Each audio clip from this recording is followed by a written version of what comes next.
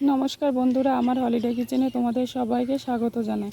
আজ আবার চলে এসেছি নতুন একটা স্বাদের রেসিপি নিয়ে, ডিম দিয়ে ললিপপ। তার জন্য আমি নিয়ে নিয়েছি দুটো ডিম। এটাকে আমি ভালো করে সিদ্ধ করে একটা কোড়ানির সাহায্যে সুন্দরভাবে গ্রেট করে নেব।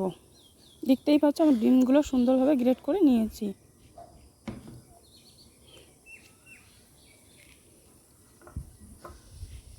এখন এর মধ্যে দিয়ে দেবো পেঁয়াজ কুচি, লঙ্কা কুচি আর ধনেপাতা কুচি, আর স্বাদ মতন লবণ আর হলুদ গুঁড়ো দিয়ে আমি এটাকে ভালো করে মেখে নেব।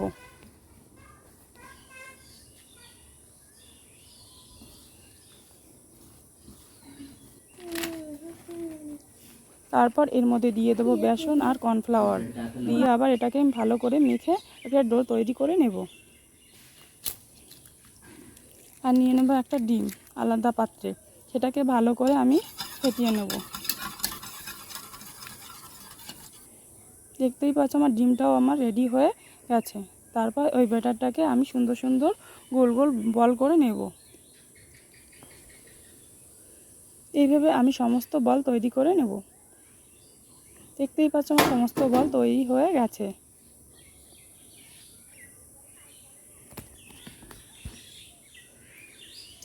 এটা বলগুলো এখন আমি একটা করে ওই ডিমের মধ্যে দিয়ে দেবো। এবার এইভাবে নেড়ে চেড়ে তারপর তুলে আমি বিস্কুটের গুঁড়োর মধ্যে দিয়ে হাত দিয়ে গুঁড়োগুলো আমি ভালো করে মেখে নেব।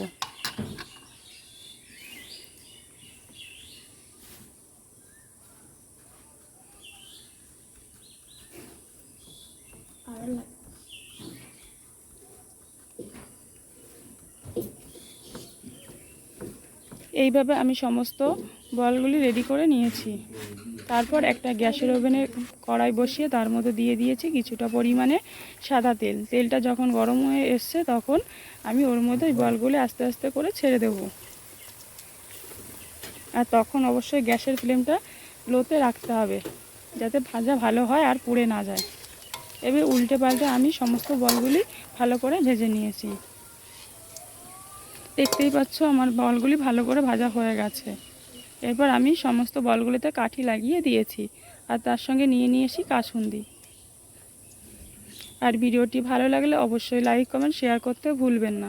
আর ফেসবুক থেকে দেখলে অবশ্যই পেজটিকে ফলো করে দেবেন। ধন্যবাদ।